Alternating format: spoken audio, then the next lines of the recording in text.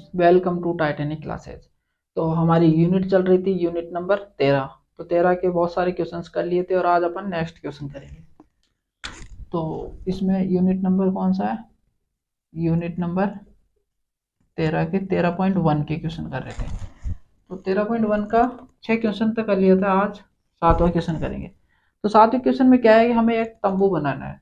तो उसके लिए कितना कैनवास चाहिए? तो इसका मतलब पृष्ठीय क्षेत्रफल निकालेंगे, क्योंकि तंबू है ना वो साइड साइड में आता है, बीच में नहीं आता। तो इसके लिए कैनवास का पृष्ठीय क्षेत्रफल हो जाएगा और उसके बाद में जो वो पृष्ठीय क्षेत्रफल आएगा उसको 500 मीटर स्क्वायर दर से इंटू कर देंगे।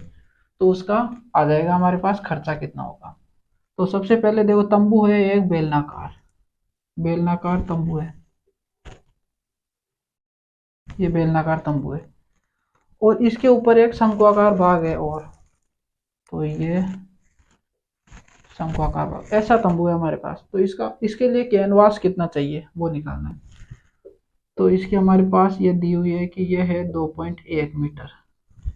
इसकी ऊंचाई, बेलन की ऊंचाई है 2.1 मीटर और इसकी ये वाली लंबाई है, तिर्यक लंबाई, ये है 2.8 मीटर, 2.8 मीटर। और इसका ये व्यास दिया हुआ है, सेम ही होता है व्यास, तो वो होता है 4 मीटर का व्यास है। तो 4 मीटर व्यास है तो त्रिज्या हो गई आधी, 2 मीटर की त्रिज्या हो गई।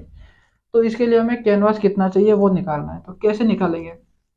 सबसे पहले इसका पृष्ठीय क्षेत्रफल, फिर इसका पृष्ठीय क्षेत्रफल, दोनों को ऐड कर देंगे तो इसका कैनवास आ जाएगा। तो कुल पृष्ठीय क्षेत्रफल, कुल पृष्ठीय क्षेत्रफल बराबर बेलन का पृष्ठीय क्षेत्रफल और इसका पृष्ठीय क्षेत्रफल शंकु का। बेलन का पृष्ठीय, इसकी जगह अपन वक्र पृष्ठीय लिख सकते हैं, वक्र पृष्ठीय, वक्र पृष्ठीय क्षेत्रफल प्लस, और इसका भी वक्र पृष्ठीय क्षेत्रफल शंकु का,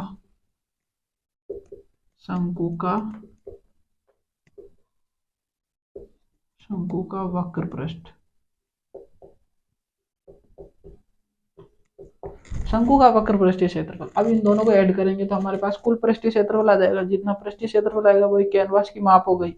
और उसके बाद में 500 रुपए पर मीटर स्क्वायर, 500 रुपए पर मीटर स्क्वायर की दर से इसके अंदर खर्चा निकालना है। तो जितना आएगा उसको 500 से इंटू कर देंगे।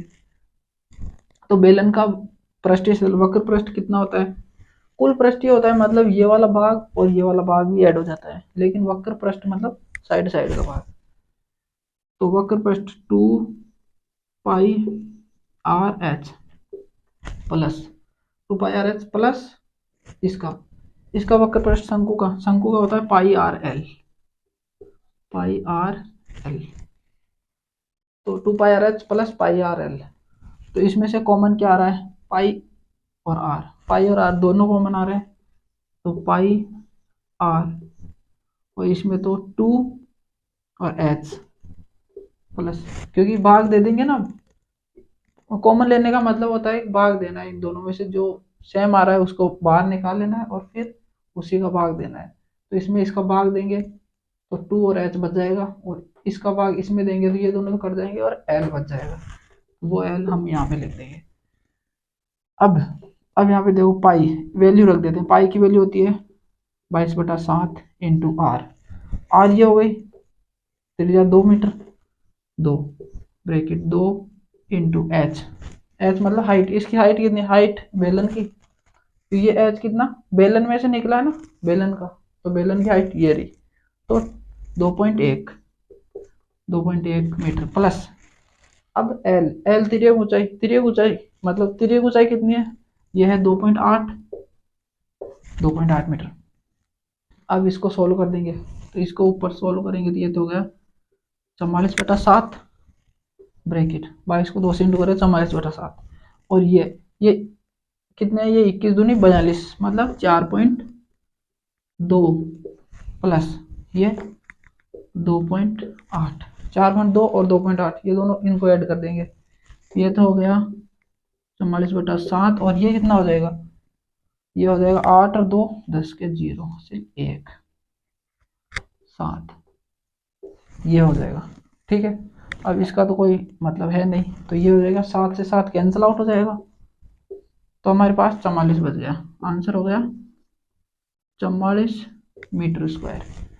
तो उसके बाद में बोला गया ना ये वाला भाग, इसका क्या करना है, तो इसका मतलब 1 मीटर स्क्वायर की वैल्यू हो गई ये, 1 मीटर स्क्वायर को इतने रुपए लगेंगे 500, तो 44 मीटर स्क्वायर को कितने लगेंगे, तो इससे इंटू कर देंगे, 44 को 500 से इंटू कर देंगे, या फिर 2 जीरो बाद में लगा देंगे, 5 से इंटू कर देते हैं, 5 चौक 20 का 0 हासिल 2, 5 चौक 20 और 2 22, और ये वाले 2 जीरो,